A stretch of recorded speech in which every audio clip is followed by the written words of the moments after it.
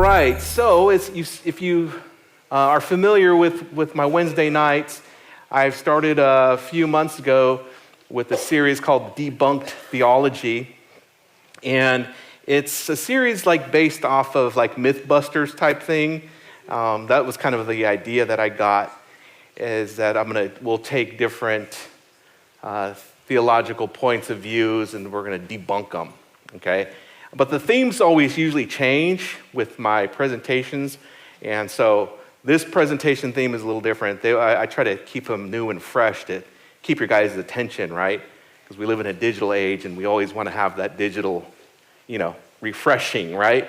So that's the theme there. But so we're gonna tackle we're gonna debunk some theology tonight. The second hour we're gonna do some current events. The second hour I've titled it "Exchanging Good for Evil."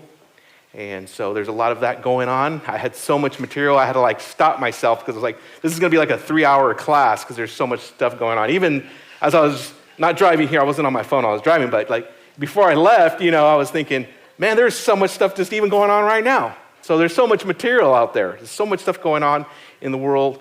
And it's very important for us to look at those things through a biblical lens and speak out against those things, inform you guys, because the majority of the churches, it's sad to say, they're not saying anything. And it's silent. And when it comes to Israel, they're silent. And it's saddening, right? Because people want to know. People want to know what's going on. People want to know how do we connect the dots? What are we to expect? How do we prepare ourselves for this next upcoming year? We see things that are on the horizon, but we want to be able to discern those things. We want to be able to identify, hey, what's truth, what's false. We want to be able to identify and discern, the things that are coming towards us. It's very important because that's going to impact our walk with the Lord, okay? So those are the two things we'll do today. Debunked theology is what we'll be talking about. Can anyone guess, just raise your hand, don't shout it out, based on my graphic, what we're going to be talking about today? Give you guys some hints. Replacement theology. She got it, but you know why? Because she's in my Sunday school class, and I told them. I said, hey, you guys, on Wednesday, I'm going to be teaching. I'm going to be teaching on not replacement theology. She was really close, but covenant theology. Okay, covenant theology. That's what we're going to look at today. And there's a different layers, right? When we start looking at Reformed theology, we start seeing the connection with Reformed theology, Calvinism, and then another layer of that, I would say a foundational layer, not the only foundation, would be covenant theology. And so we're going to look at covenant theology. I'm going to I try to do my very best to get represent it well and represent it with their best argumentation. That way, someone can't say, hey, yeah, you're making stuff up, right? Because I want you guys, I want to have, hey, let's bring your best argument, let's bring the best argumentation for this, let's look at it, and let's understand why we aren't covenant theologists, okay? So I'm confident after tonight, you guys aren't going to convert to covenant theologians. I'm very confident in that, all right? Otherwise, I wouldn't present it to you guys.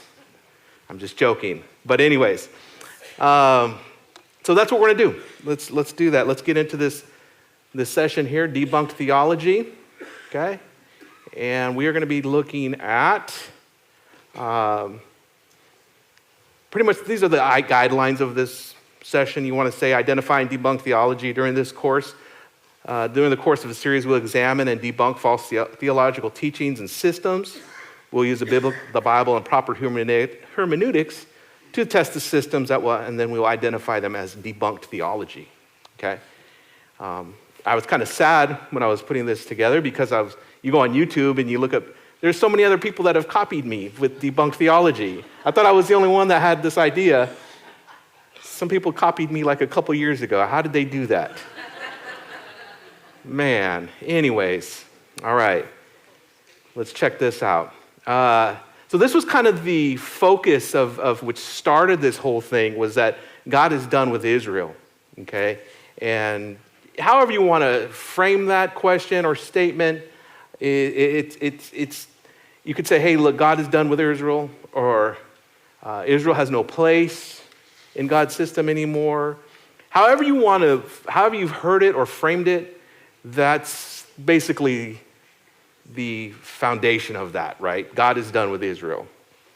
And so that was where I initially wanted to go with presenting this to you guys is, hey, look, let's check this out. Let's see why some will say God is done with Israel. And let's check out why we don't believe that God is done with Israel. And let's have a foundation of that. And let's be able to articulate that instead of just saying, hey, you know what? When someone says God is done with Israel, instead of saying, well, that's anti-Semitic and walking away, right? I want us to have a good understanding of why they're saying that. And you know what? We might be able to have a conversation with that person. Maybe. I don't know, okay? Depending on the individual. So instead of, and if you guys have been in my class, in my Sunday class, my thing is always like, hey, I want us to be equipped to have conversations or to be able to defend our position in an educated manner, in a manner that makes sense. It has a solid foundation. Instead of saying, pointing to something and saying, that's bad, and walking away, okay? I want us to know and understand why we have a position and why we disagree with the other position, all right? So that's going to be my task today, is to be able to equip you guys to do that, all right? If not equip you, at least point you in the right direction, give you guys some foundational tools, some foundational stuff. Some of you may have already explored this, and this might just be a refresher for you. So if that's the case with you, hey, it's awesome, okay? Then it'll be a review. But if this is new, then I think you'll get a grasp of it and you'll be able to articulate it, all right? So that's the focus of tonight, is that God is done with Israel. Some would coin that like as replacement theology, right? As we'll learn a little bit later, when you tell someone who's in a Reformed church, and when I say Reformed, I mean Calvinists, they don't like the term replacement theology, okay? They would rather term it as something else. And another thing that we've learned in Calvinism is that Calvinists, they like to get away from Calvinist terms, okay? Even the term, and even like most of the terms. So they won't even call Calvinist Calvinism, right? They'll say, well, we're Calvinists, but we're not following the man. We're following doctrinal Bible teachings, right? We're extracting this from the Bible. But they'll call it doctrines of grace. So you've got to be very careful when you hear someone say doctrines of grace. Sounds good, and you'll learn a lot of the terms in Calvinism, they sound good, but once you start digging out what that means, you're like, that makes no sense biblically, right? But anyways, so terms, right? We're going to learn some terms today as well. We'll identify, but when you start thinking about terminology when it comes to Calvinism, they want to steer away from some certain terms. They are trying to disconnect themselves from John Calvin, right? I wonder why, right? I wonder why. Anyways, okay, so let's check that out. That's going to be our thing today. I'm going to show you video, okay? And there's about you're going to see about three guys. And some of you might know, one of them is Pastor Joel Redden. He's from Right Response Ministries. He's Calvinist. You're going to see Pastor Jeff Durbin. He's from Apologia Studios. And you're going to see a podcast called Theocast. So those are the three guys. You can find them, okay? You can find them on YouTube if you want. I've made a few clips. But to be fair, I don't want to, seem like I'm isolating it, or something and taking it out of context. You can go and find out what they're teaching, what they're saying, and for yourself if you want, okay? So that's my offering for that.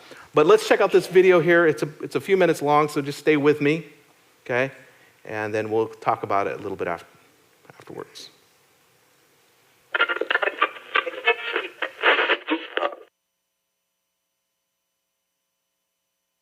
that are the recipients of the new covenant is that old Israel, under the old covenant, went to hell.